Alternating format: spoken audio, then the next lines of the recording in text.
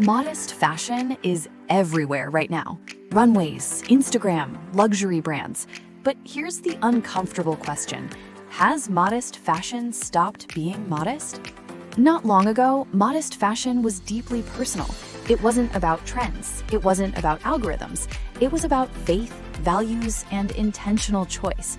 Covering the body wasn't a style statement. It was a belief, a boundary, a form of quiet resistance in a loud world. But today, modest fashion has entered a very different arena. Paris, Milan, New York, cities once known for celebrating excess, exposure, and provocation are now showcasing hijabs, abayas, and modest silhouettes on their runways. At first glance, it looks like progress, representation, inclusion, visibility. But look closer. The fabrics are sheer, the cuts are body contouring, the abayas are tighter than ever. The question isn't where modest fashion appears anymore, the question is what it has become. Luxury brands now sell something they call the modest aesthetic. Notice the wording, not modesty, not values, just aesthetic. Oversized silhouettes without spiritual context, hijabs styled as accessories, abayas marketed as sensual elegance.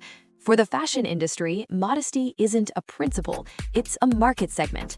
And markets don't protect meaning, they monetize it. This shift has split audiences worldwide. Some see empowerment. They argue women are reclaiming choice, redefining modesty on their own terms, blending faith with modern expression. Others see dilution, a slow erosion of meaning, a sacred practice reduced to a trend cycle. Neither side is wrong, but the tension is real, because when everything becomes fashion, nothing remains sacred. The fashion industry has a long history of this. Punk became luxury, streetwear became corporate, rebellion became branding. Now, modesty is following the same path. Values are simplified, edges are softened, and what was once intentional becomes consumable.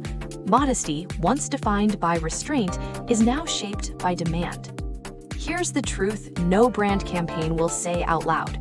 Modern modest fashion is no longer driven by faith. It's driven by engagement, by clicks, by purchasing power. For some women, modesty remains deeply spiritual. For others, it's purely stylistic, and the industry doesn't care which is which, as long as it sells. So the real question isn't, is modest fashion good or bad? The real question is, who controls its meaning now?